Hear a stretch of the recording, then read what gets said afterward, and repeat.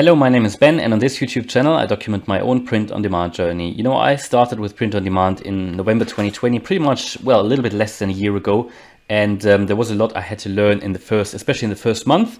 And today I'd like to take you through some tips and tricks to improve t-shirt designs. I refer to a blog post here from Spreadshirt that came out a week ago or so. And I do that because, first of all, I like sometimes to really share the tips that they share as well on this channel, because some people just don't bother reading them. And I think it's important because there are new people starting with print on demand every day. And when I do, for example, Redbubble shop reviews, I often see that these rules are not adhered to. And I'll go through these here. I talk about these and then I share some of my own tips as well that I learned.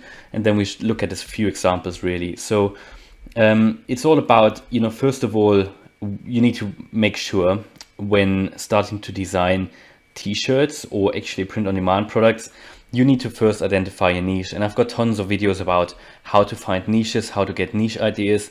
And they've got some basic ideas here, like bikers, musicians, athletes. Are you creating designs for events like birthdays, vacations, and so on? So first of all, you need to get clarity about that. But how do you then go forward? So then what you need to do is you need to choose your product. So what do you primarily design for? So I design primarily for t-shirts, for example, because I upload to all print-on-demand websites pretty much that my automated upload tool supports. So that would be, Spreadshirt, Redbubble, Zazzle, Amazon Merch, Society6, Tostadora, Fine Art America, what else? TeePublic, and so on. There might be more. And if you do that, I think it's worth designing for t-shirts. If you only design for Redbubble, for example, I think it might actually be worth designing for stickers, because then you might have more success, because I think Redbubble, the best-selling product is stickers. And sticker designs might be different than t-shirt designs. But, even though I design primarily for t-shirts, I still put them on all the products because it still works. It still sells, maybe not that well. Maybe the pillow doesn't sell that well if I have a t-shirt design on it, but it might sell. If the design is good, it might sell, but it might not sell as good as if I had created particularly for that pillow. So, I hope that makes sense. Hope you understand. And then talking about background colors, I found that I always tend to get more sales if I create for a dark background color. That's the next thing. So you can design, you can create a design with a black text, but that black text would not fit onto a product with a dark color, like a black t-shirt. So what I generally do, I try to pick colors that work well on dark t-shirts, on dark blue, on dark gray, on black, because they are the best selling products. If you look at for example, Flying Research, the research tool I recommend and that I use, or the Merch Informer, which is the second one that I use. On there, you oftentimes find that the best sellers are actually the products with dark designs, with dark background colors. So in my view, that is worth designing for. That sells pretty well. And if you're in the beginning and you want to make some sales, I would rather recommend that you go with that. What you can always do is like duplicate your designs. And if you have a design that works well, for example, with let's call it a white text on a black background, you can always swap it, and then you have suddenly a second design that looks very similar, just with a different text color that you can then put onto a t-shirt, for example, with a white background color, right? If you have agreed, or if you have decided what you want to do, and again, I recommend choose a dark background color, so create designs that stick out and that work on dark t-shirts, for example. Then I think this one here is particularly for Spreadshirt, so I won't go into detail. They've got different types of printing and it depends on how you create your design, but I found it didn't matter for me because I upload to different websites, so I don't design for a particular print type. I just create my designs based on the graphics that I download and so on. So I'm not really worried about that. Didn't find that helpful at all.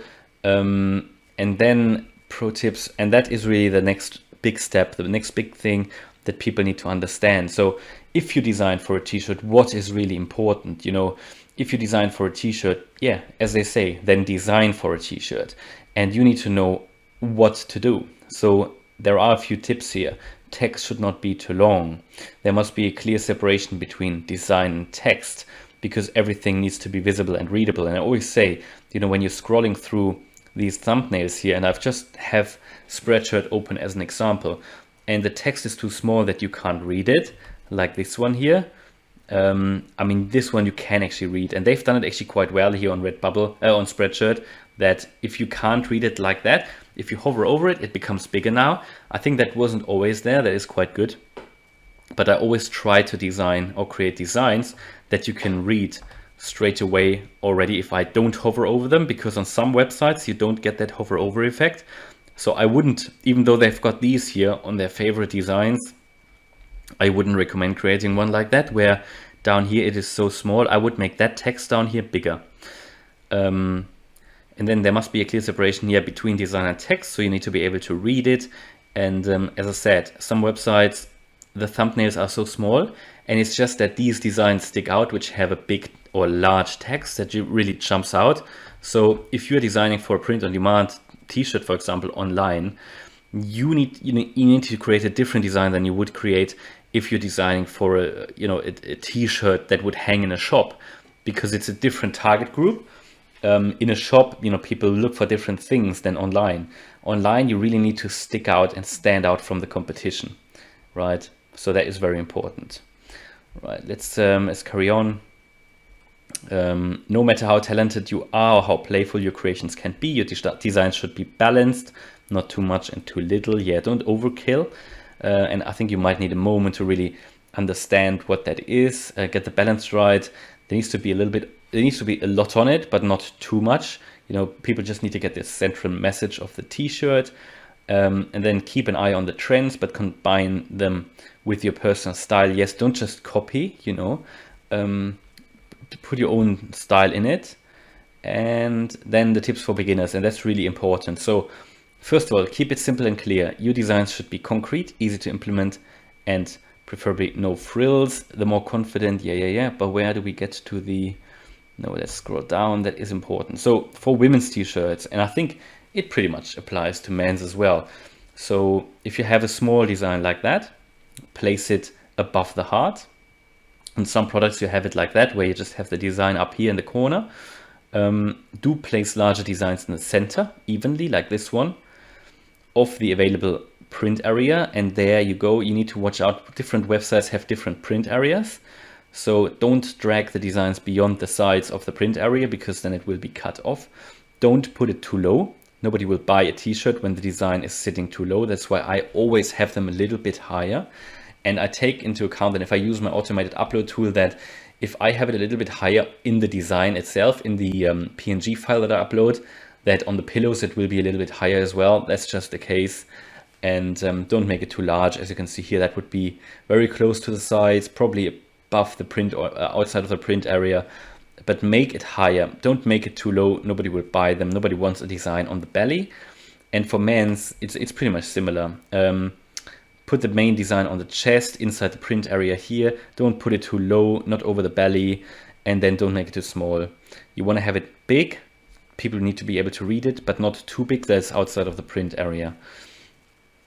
And don't have it too high, too low. And these are pretty much the beginner tips, you know. Make it large enough, make it that people can really read it, and make sure that the contrasts work well, that the text is clearly distinguishable from the design, for example. And they've got a few examples here, Spreadshirt, and these are apparently their favorites of the month. Now, I personally wouldn't agree with all of them, but this is certainly something special that works with autumn. That's probably why they've got them on here. This is cool because this is, first of all, something that sticks out from the competition, and also the text is bright, big enough in my view. It's big enough, and the text, the contrast to the dark background color works really well. And there's also not too much on there. You know, you don't have too many colors, for example. You only have 2 colors pretty much, and that is what I like. So I always like, you know, when I have a design and a text, I try to match sort of the design colors with the text colors as well. As you can see here, you've got orange in the design, orange in the text, then you've got this brighter sort of cream color here in the text and in the design as well. So that works really well. It's not too much on there. Another example is this one. It looks, even though there's a lot on there, you know, with that sort of photo here, but it is clearly distinguishable. You know, you've got the clear colors, you've got black and white, and then you just have that photo, but you've got a structure here. You've got this element is clearly distinguishable from that. Then you've got that sort of white barrier between the photo and the next text and that text. So it's sometimes good to mix two different font types as well. You can see that here, two different font types, and it works really well. Another good example, if you just have a text-based one, you can clearly see that. Even though it's not, you know, it's a bit of a sort of cursive text, you can still read it very well. Only one color, not too much, you know, no overkill. So I really like that one. This just text-based design, which works well. And again here, not too much on there. One font type here. It's not overkill. It's, in my view, a little bit too dark, that design for the background, but it still works, and it's large enough to read. You know, the text is large enough to read. I always find that very important. And what else? So you can see that the t-shirt designs are actually sort of sitting quite high. They're not too low. That was the other thing they referred to. So there you go. I hope that was helpful. And, you know, have a look on all the websites, mainly all the print-on-demand websites. They offer a category of best-selling designs, and I would always recommend have a look through them and get an idea of what is selling well and what people are actually buying, because that is essentially what is important. All right, so hopefully that was useful. If you liked it, please smash the like button, and if you want to follow me on my print-on-demand journey, please subscribe. Thanks a lot for watching, and see you in the next video. Bye-bye.